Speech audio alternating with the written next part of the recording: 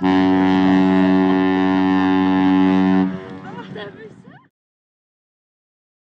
sont venus me chercher, quand ils m'ont sollicité, j'ai eu en face de moi des gens qui étaient extrêmement blessés, injustement parfois critiqués. Et donc je leur avais dit, moi, je vais vous donner une fierté d'appartenance. On va faire ensemble la démonstration que collectivement, vous êtes des professionnels. Et comme ça, demain, dans les rues de Calais, vous ne serez pas obligé de raser les murs en disant « je suis ici France ». Vous aurez la fierté de dire « je porte une nouvelle identité, Maïfirlik, mais je porte aussi une compétence ». Et cette compétence collective, 2 ans après, elle transparaît. C'est même pas qu'elle transparaît, c'est une réalité. Là où tout le monde pensait qu'on allait se casser la figure, le premier écueil, ça marche. Ça marche. Et ça marche pourquoi? Parce que on n'est pas dans un monde de bisounours. Hein. On a beau être une scope, on vit comme une entreprise normale, c'est-à-dire que on a des contraintes, il y a un schéma d'organisation sur lequel on est obligé de s'appuyer, et donc il faut que chacun admette qu'il y a des rôles respectifs au sein de l'entreprise, et que c'est pas parce qu'on est dans une scope que tous les coups sont permis et qu'on va raisonner à livre ouvert. Hein.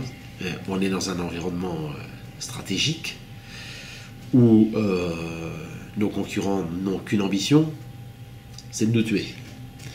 Quand vous êtes dans un système où la concurrence veut vous voir disparaître et qu'elle en utilise tous les moyens, vous êtes, même si on aimerait pouvoir faire partager en l'ensemble des salariés, puisqu'on est tous actionnaires, on aimerait pouvoir leur faire partager à tous nos, comment dirais-je, nos schémas de pensée, nos choix stratégiques, et malheureusement, on ne peut pas. Parce que dès qu'on commence à l'évoquer, c'est un éclairage supplémentaire apporté à la concurrence qui s'en saisit immédiatement, et on ne peut pas se permettre de raisonner à livre ouvert, sinon on est mort. Alors, vous savez, c'est extrêmement, c'est une alchimie complexe. C'est extrêmement compliqué à gérer. J'utilise moi souvent le parallèle navire.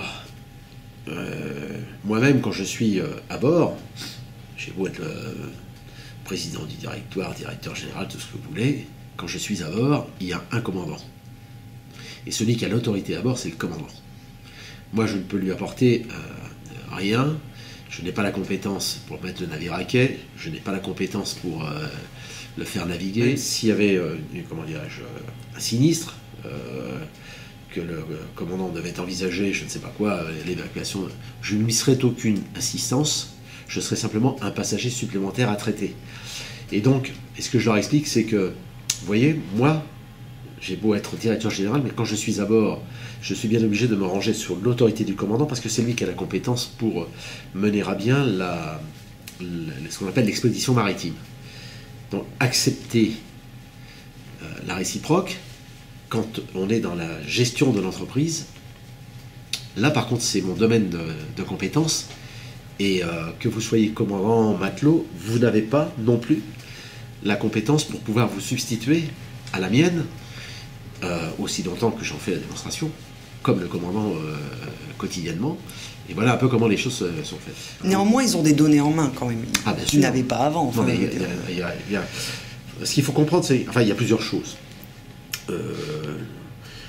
D'abord, ça tient dans la personnalité des hommes. Moi, j'ai une approche de l'entreprise qui ne peut pas se faire sans ignorer les gens qui font l'entreprise.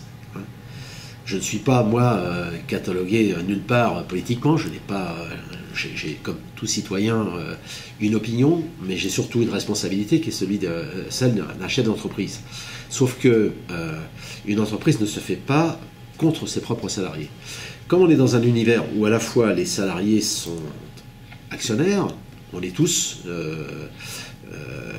actionnaires de cette société, donc on a tous un devoir quelque part, les uns envers les autres, de faire en sorte que ce projet ne vienne pas à capoter. Il y a suffisamment d'actions en extérieur qui sont destinées à vouloir nous faire capoter pour qu'on n'en rajoute pas en interne. Cette scope, c'est un système qui est extrêmement vertueux. Je m'explique. Quand ils ont créé la scope, et aujourd'hui, pas plus qu'hier, la scope n'a pas les moyens financiers de pouvoir comment dirais-je, porter une compagnie maritime. Parce qu'une compagnie maritime, ce sont des investissements colossaux, et jamais une coopérative n'aura la capacité financière pour pouvoir porter une flotte. Bon. Donc il a fallu monter un système qui est transposé ce que l'on connaît par ailleurs, c'est-à-dire créer une société qui a la compétence qui n'a pas les moyens financiers pour investir, qui n'a pas les moyens financiers pour porter une activité, qui n'a même pas les moyens financiers pour supporter les pertes qui sont inhérentes à tout démarrage d'une entreprise. Par contre, la SCOP, elle a la compétence maritime, c'est-à-dire qu'elle est capable de draguer des navires, elle est capable de commercialiser une activité, elle est capable donc de transporter des passagers, des clients, conformément à la réglementation, et surtout pour le bien-être, le bon-aise des passagers eux-mêmes. Donc on a une compétence professionnelle qui est notre force. Quand je dis qu'on a un système vertueux, c'est-à-dire que vous avez cette SCOP qui manage une activité maritime pour le compte d'un client qui est MyFairing, qui est donc lequel client est propriété d'Eurotunnel, puisque c'est Eurotunnel qui a racheté les navires et qui a créé la marque MyFairing. Donc on est lié par des contrats de prestation. Nous on apporte la compétence que Eurotunnel n'a pas et qu'elle ne peut pas avoir, mais en même temps Eurotunnel nous apporte à la fois sa capacité à investir et sa capacité à supporter momentanément des pertes qui sont des pertes inhérentes à tout démarrage d'activité. Donc le système est bien parce que, quand je dis il est vertueux, ça veut dire que les personnels sont propriétaires quelque part de leur destin. C'est-à-dire que si on n'avait pas fait la démonstration que nous étions collectivement capables d'eux, on n'aurait jamais conservé la crédibilité d'Eurotunnel. Et comme on est dans une relation client-fournisseur, on est fournisseur pour Eurotunnel, mais en même temps on est le garant pour Eurotunnel, puisque c'est nous qui transportons et qui assurons même la commercialisation de ces activités. On est dans un système qui est relativement bien équilibré et qui, de mon point de vue, devrait pouvoir se transposer dans d'autres secteurs. Et c'est ce qui fait la force de cette SCOP. Et cette SCOP, elle a une particularité, c'est c'est une grosse SCOP. On est 600 salariés, donc en général, les SCOP, c'est toujours constitué d'une dizaine de salariés qui ont repris leur activité, qui n'avaient pas... Mais là, on est dans une institution qui est lourde, hein, lourde à mener. Mais, donc voilà, en plus, ça permet d'asseoir la présence du pavillon français sur le détroit quand même. C'est-à-dire que quelque part, il y a un moment où même politiquement, indépendamment de l'importance de recréer des emplois ici dans une zone qui est fortement sinistrée, c'est aussi assurer la présence du pavillon français. Il n'y a pas de raison que le pavillon français ne puisse pas être présent sur le détroit. C'est aussi un de nos combats. C'est même une des raisons pour lesquelles moi j'ai accepté de m'inscrire dans ce projet, pour lequel rien ne m'y prédestinait. Avec des enjeux sociaux importants, y compris pour les autres compagnies qui du coup ont un modèle qui est en progression, on va dire, alors qu'ils ont des statuts sociaux. Alors après, ce qui fait le succès du système, c'est que, comme vous l'avez relevé vous-même, les personnels sont aujourd'hui très fiers. Vous savez, il y a 2 ans, hein, il n'y a pas... C'est pas il y a la Saint-Glinglin, hein, c'était il y a 2 ans, on démarrait, la première traversée, personne ne l'oubliera jamais. Le commandant que vous avez vu aujourd'hui à bord, Thomas McCandless, c'était le commandant qui a fait la première traversée. On est parti dans le brouillard. On avait un camion et une voiture. Que de chemin parcouru, quoi. Que de chemin parcouru. Et pendant les premiers mois, on a eu... tout le monde avait peur, quoi, parce que voir les navires naviguer, c'était bien. Moi, pendant tous les mois qui ont précédé la mise en route du système, j'allais tous les jours sur l'Acheté voir les autres bateaux traverser en espérant qu'un jour on pourrait aussi voir nos propres bateaux. Donc il y a eu des émotions fantastiques, hein, mais il y a surtout une réalité, c'est que grâce à la compétence du personnel navigant et sédentaire, il ne faut jamais oublier les deux, on a su démontrer qu'on était des professionnels. Et ça, aujourd'hui, le client l'a relevé. Et aujourd'hui, ce qui fait en grande partie le succès de MyFairlink, c'est qu'on est aujourd'hui reconnu par la clientèle, ça c'est primordial, on est reconnu par les administrations de tutelle, les affaires maritimes, enfin toutes les administrations, on est extrêmement crédible et finalement tout le monde est derrière nous, ce qui n'était pas le cas au début.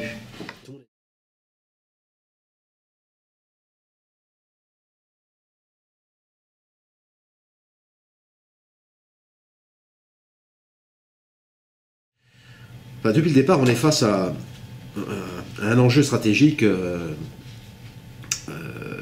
qui concerne l'ensemble des opérateurs sur le Détroit. Enfin, quand le tribunal de commerce a finalement,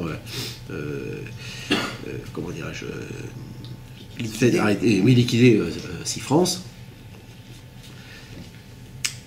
pour certains des autres concurrents, c'était enfin, voilà un concurrent qui, pendant des années, a pesé sur le marché, mais sans respecter le marché, c'est-à-dire avec des pertes énormes. Vous savez, quand vous avez dans votre environnement concurrentiel un concurrent qui dégage des pertes en permanence, il vient de perturber le marché. Et donc pour certains d'entre eux, c'était, voilà, enfin, voilà un client qu'on a réussi à éliminer, qui s'est éliminé, sauf que, voilà qu'un autre revient. Entre-temps, vous aviez DFDS qui avait émis le souhait de racheter SeaFrance, qui n'est pas arrivé par la voie normale, qui, une fois la liquidation prononcée par le tribunal de commerce, a essayé d'acheter les navires, parce qu'en fait, ce que voulait DFDS comme les autres, c'est l'intérêt, il est sur les navires et pas sur les hommes, c'était de racheter les navires pour pouvoir prendre le relais de SeaFrance et opérer une ligne entre deux Ouvray-Calais.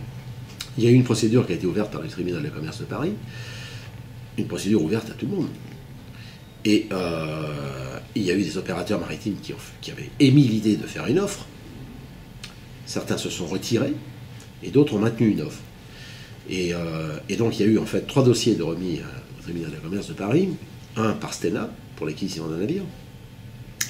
Un par DFDS, qui était intéressé par les Berlioz et les Rodin. Et un par Eurotunnel, qui était intéressé également par la reprise des navires, et qui souhaitait adosser son projet, puisque Eurotunnel n'avait pas la compétence pour pouvoir gérer une compagnie maritime, sur la SCOPS, qui permettait, je dirais en conséquence, à la fois la création de la SCOP et le moyen de recréer des emplois, là où les autres n'avaient pas pour ambition de créer des emplois sur le Détroit. Mais, fort heureusement d'ailleurs, c'est pas parce que Eurotunnel a fait une offre avec à la clé la création d'une SCOP et la création d'emplois que le tribunal de commerce a retenu son offre. Le tribunal de commerce de Paris a reçu l'offre la mieux disante, parce que le souci du tribunal de commerce de Paris, c'est d'abord les créanciers. Voilà. Bon, donc voilà. Et comme DFDS n'a pas pu obtenir par cette voie-là l'acquisition des navires, parce que l'offre a été sous-évaluée, ils s'en sont rendus compte en cours de séance, ils ont demandé au président du tribunal, enfin au juge-commissaire, la possibilité de compléter leur offre pour expliquer qu'eux aussi avaient l'ambition de créer des emplois. Et comme l'a dit le juge-commissaire, il a dit « Attendez, vous me dites ça parce que Eurotunnel vient de présenter son dossier.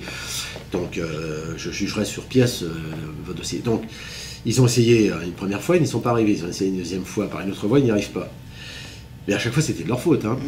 Et là maintenant, ils essayent par une autre voie, c'est de dire que la création de MyFairlink est un concurrent déloyal, parce que la synergie entre Eurotunnel et MyFairlink fait qu'il y a une présence trop forte sur le marché qui pèse sur l'ensemble des acteurs, ce qui est complètement faux. Donc il y a eu d'abord l'autorité de la concurrence française qui a examiné le dossier, qui l'a validé dans les grandes lignes, en nous mettant une contrainte tout de même, qui est une contrainte extrêmement importante, c'est interdiction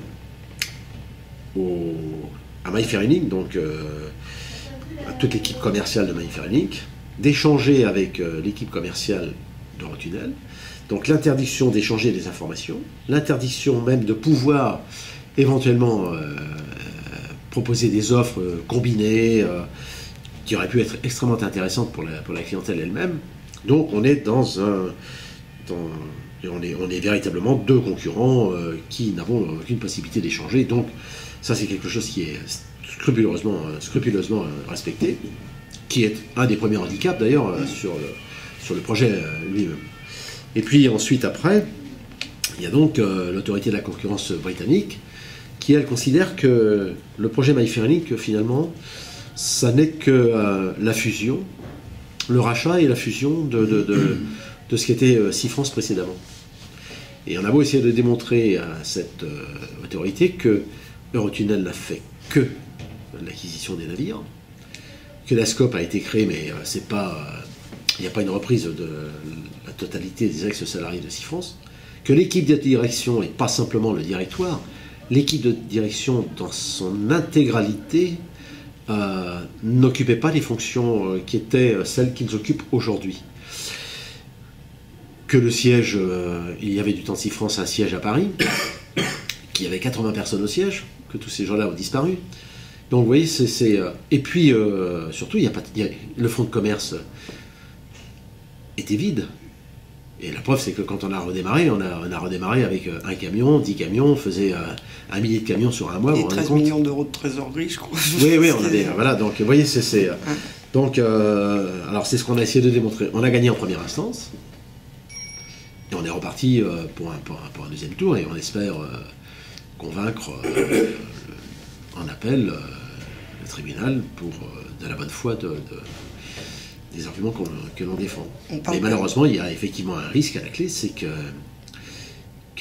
le tribunal confirme la décision de l'autorité de la concurrence britannique et nous interdise d'opérer au départ de Douvres. Auquel cas auquel cas, je ne sais pas comment on aura faire. Mais c'est-à-dire qu'en fait, c'est MyFairlink, donc c'est MyFairlink, ce serait Eurotunnel qui serait interdit d'opérer, et par voie de conséquence, la SCOP n'a plus de clients. Voilà. Et donc la SCOP n'existe plus. Alors, ça mis à part, les perspectives de la SCOP aujourd'hui, c'est quoi Les perspectives de la SCOP, c'est... la SCOP, elle a aujourd'hui un partenaire, enfin, elle travaille pour le compte d'un tiers, qui est Eurotunnel. Là aussi, elle a fait la démonstration à son partenaire qu'elle était crédible et compétente. Donc, je veux dire, ce deal qu'il y a entre Eurotunnel et la SCOP est un deal qui est destiné à durer dans le temps. Ce qu'il faut, c'est qu'à un moment, on puisse offrir aux investisseurs une perspective rassurante quant à la capacité du projet à atteindre l'équilibre. Voilà, ça c'est clair. Vous avez un objectif chiffré, une date Nous, ce qu'on espère, c'est atteindre l'équilibre à l'horizon 2016-2017, quoi. Qu'est-ce qui vous permet d'y croire quand on voit notre progression, on a commencé avec rien, on est arrivé aujourd'hui à 10% de part de marché sur l'activité fret, on a sur les mois d'été flirté avec les 8-9 et je suis impatient de savoir les résultats de août au niveau de l'activité touriste. C'est-à-dire que progressivement, on est dans la dynamique telle qu'elle avait été définie au départ. On est sur un plan de route qui est assez bien respecté.